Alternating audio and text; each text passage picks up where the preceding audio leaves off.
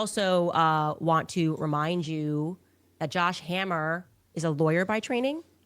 He was at one point the editor-at-large of the Daily Wire, and he is currently the senior editor-at-large at Newsweek's. Plus, he hosts his own show. My point that I'm making here is he knows how to communicate, okay? This is not some random guy on Twitter who doesn't know that if you haven't tweeted all day about something, you can't just throw out tweets about public executions without contextualize them, right? No. He certainly understands you don't just send out a standalone tweet at 9 o'clock p.m. Hold on. Is this from the woman that sends out standalone statements and never backs them up? Holy spicy guacamole. This woman, this is what I'm saying. This woman is playing in our faces. Ma'am, you do this all the time. You do this all the time. You still haven't proven to us that Charlie was trying to convert. You really haven't shown us that he was really changing his views on Israel or that he wanted you back. Remember that tweet the text message? It doesn't say what you said. But so because he doesn't contextualize some little comment about the attack on the young lady on the train, then he's the one that's responsible for Charlie Kirk's demise because he didn't contextualize this. Ma'am, you got to be kidding me. This is ridiculous. And I do hope that he comes out and brings that noise. Let's see how she does. And everyone's just going to go, what are you referring to? He knows the public is not going to comprehend what he means outside of him providing some further context. And I will also add here that it is not particularly helpful that Josh Hammer as an individual is obsessively angry. He is an incredibly angry little man. You can read through his tweets. He has openly expressed bigoted and prejudiced opinions against white people. Okay. Holy spicy guacamole. Y'all. Okay, we got to stop this show. Somebody's playing games with me. This woman I've come up with a new phrase. I heard it today and I'm going to take it. I don't remember where I got it from. Candace has critical Jew theory derangement syndrome. This woman, she got critical Jew theory on lockdown, but she has the audacity to say this man is angry. A little man is angry. Girl, if you don't sit yourself down, I can't even do this. This is ridiculous. There's no way she's serious. Y'all tell me this is a joke, right? This has got to be a joke. This has got to be a joke. This woman, she said he hates white people as if Candace loves them, right? Let's just stop. I don't care about her husband or anything. Candace is not a woman without issue, but she can point out everybody else's sin, but doesn't seem to see her own. View himself to be a white person. He views himself to be a separate race, Jewish. That is a fact, and it wasn't a long time ago. We don't have to go back to 2013 to hear his ideas on that. Here is a tweet from him in 2019. What's that got to do with anything? Erased regarding white people. Here's what he said. Jew hatred is inherent in the European DNA. Okay? Just like it's inherent. You're just inherent. If you're white, you're inherently guilty. You're inherently an anti-Semite. It's just you're born this way. It's just in your DNA. It's incredible that he said that. And in response, we were told that he meant it metaphorically, which kind of... But what does that have to do with anything, though? Metaphor.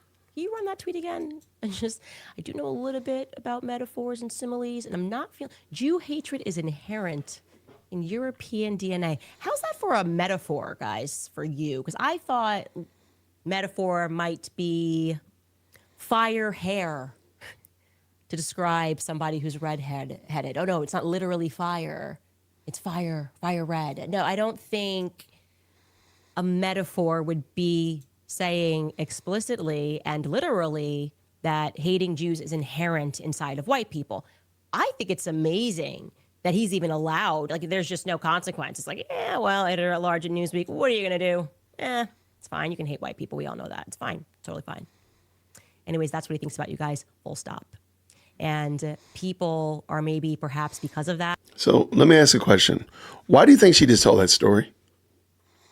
Why do you think she told the story about Josh Hammer hating white people? What's the purpose of that? In the context of what we've been talking about for the last 3 weeks. Why do you think she told that story?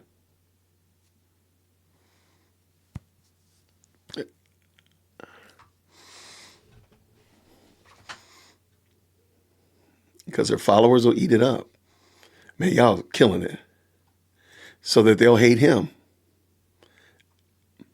Yeah, she's projection. I'm sorry. She is definitely projection on a grand scale because it allows to poison the well. Thank you. Somebody told me that the vast majority of her audience are either white women or they're Muslim. And I don't know that emphatically. I have no way of knowing to be able to say directly. But if they were, that makes a whole lot of sense. If she has a whole lot of towels, that old white liberal over there, towel people, and they'll run with this idea that Josh Hammer hates white people. When she makes a transition and says Josh Hammer hired the hitman, Josh Hammer drove the getaway car, Josh Hammer bought the bullets, it's not going to be hard for them to buy into it because they already believe that he hates all white people. Oh, and by the way, Charlie Kirk was white. Because of how he regularly treats people and how he regularly attacks people and how vicious he is, are not feeling particularly charitable towards him, especially having been exposed as somebody who lied so audaciously and boldly and repeatedly and unnecessarily about the pressure that Charlie was under, pressure which Josh Hammer was a part of applying in the weeks and then in the hours leading up to Charlie Kirk's death. It saddens me that Charlie was stressed and Charlie was worried, and that the very people that were stressing him out and making him have that sense of anxiety and worry, then you eulogized him and lied about all that. Why lie? That's the part that the public does not understand. How can we then trust a person that lies in that way? You do realize that she's not shown any evidence that they lied. They've already, Josh Hammer and the other gentleman, I can't think of his name, they've already explained the Hampton trip. They've shown real evidence, not just Candace's machinations, but real proof about the Hampton trip. Real proof about that. Real proof about back and forth and such of that nature. Candace is just not accepting them. And she has shown nothing to prove otherwise. Here's proof that they were out in the back in the Hamptons beating Charlie Kirk up. Here's a video of it. Here's nothing. She's just saying it. But this is ridiculous, y'all. What else is Josh lying about? Would we trust if Josh came out and said that tweet was definitely about Irina? Other people pulled Trump tweets. Some pulled that very tweet and called for a public execution. Would you trust Josh if he came out and said, I know I didn't contextualize it, and I know all day I was tweeting about Israel, but that one was about Irina? There you go. She's already laid out the groundwork. I don't know why he tweeted this. It has to be this. So therefore, this. She just did it right in our faces. Don't forget, he proudly went around and he promoted to everyone that would listen that he spoke to Charlie the night before he died, probably in that 3-hour window. He bragged that he and Rabbi Wolicki had a Zoom call with Charlie. Why? Because they said Charlie wanted them to help him with his talking points about Israel. Now, I have to say, Charlie was one of the most skilled debaters ever, like literally ever. Any person that I have seen actually debating on stage, I learned my debate cues from Charlie Kirk. So it is very new to me to think that they scheduled this call because he was in need of tips on debating from a rabbi over in Israel and Josh Hammer. But let's be real, I have no proof to the contrary because I wasn't on the Zoom call. But that's never stopped you before. So go ahead and theorize, Candace. You've already poisoned the well by saying that Charlie Kirk is so elite in his debating skills that he doesn't need help. So you've already poisoned the well by this statement right here. Just go ahead. Don't stop. Don't let facts get in the way. Just go ahead and say whatever the devil you want to say because you're going to say it. Just go ahead and let it out. There's no reason. And Josh made it clear multiple times that in his last conversation with Charlie, above anything else, was really interested in Josh's book. So much so that in his literal first tweet, after news broke that Charlie had in fact died, Josh manages to bring up his book. I'm not kidding. Here's his tweet. He writes this. I am speechless, devastated, and heartbroken. We spoke less than 24 hours ago. Charlie joked how he was going to plug my book on this very tour. He was a unique force, a generational leader. Pray for Charlie's beautiful wife and their young children. Rest in peace, warrior. Hold on. It's probably not the best. It's probably not the best form, but one, he doesn't seem like he has a lot of decorum to start with. So that's probably going to be par for the course. Most people say, yeah, that'd probably be par for the course. But notice he doesn't give the name of the book. So it's not like he's plugging it with like a URL or, here's a QR code to my book that he was going to promote. He just said he was going to plug my book. Again, not saying maybe it's not the best form. I'm willing to accept that. But I don't see it as being, again, like Candace just wants, it doesn't matter.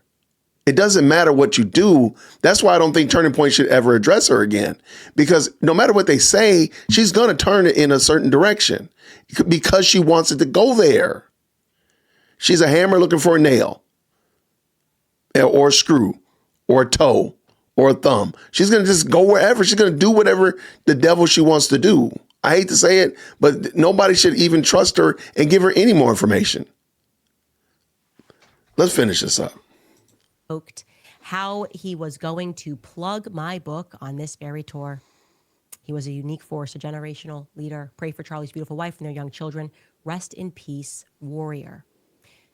And as you saw yesterday, Josh never forgets to plug his book. He never once forgot to plug his book. So a few days after Charlie's death, he went. Okay, it's funny because Candace sold her merchandise the day after Charlie on Thursday. So does that make you a bad person? On JTV, which is on the global Jewish channel, to discuss that last call with Charlie further with a host named Ollie. And here is what. I wasn't even thinking about that, Chicky Brewer. I did say a hammer looking for a nail. I wasn't thinking about that. I was just ranting. Shout out to my rant. Shout out to Chicky Brewer for paying attention. I just want to make sure you were paying attention. That was it. Thank you so much for tuning in to another episode of the JWhit Podcast. If you enjoyed today's show, please do me a favor and hit me up with that 3-piece special. Like the video, subscribe, and of course, share it with somebody who would also enjoy this type of content. And make sure you leave a comment because I do pin the best comments to the top. So thank you so much for tuning in today. And until next time, everybody, grace and peace.